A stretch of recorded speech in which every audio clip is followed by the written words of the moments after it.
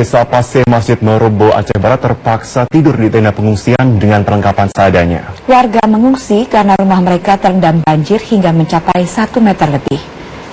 Sebanyak 264 kepala keluarga atau 1.073 jiwa kini terpaksa harus mengungsi di tenda darurat yang didirikan oleh BPBD setempat. Tenda ini didirikan di atas jembatan perbatasan antar Kecamatan Merobo dengan Kecamatan Johan Pahlawan yang tidak jauh dari pemukiman mereka. Warga mengeluhkan kondisi tenda yang bocor dan alas yang seadanya yang membuat anak-anak harus melewati malam dengan kondisi kedinginan. Warga berharap ada bantuan tempat pengungsian yang lebih layak dan makanan yang memadai, khususnya untuk anak-anak balita.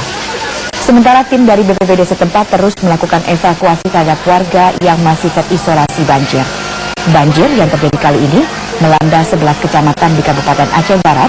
Lokasi yang paling parah terjadi hingga mencapai 3 meter.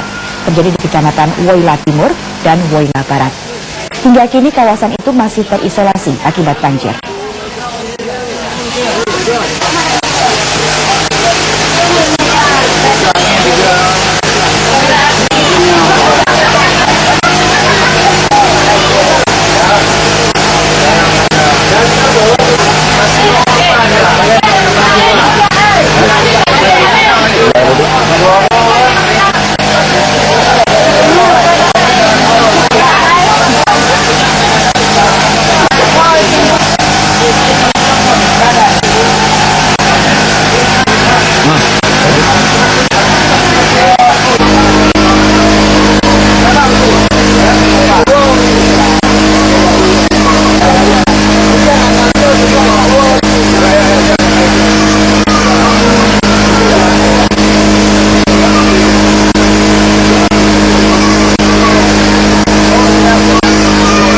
Ribuan rumah warga di Kabupaten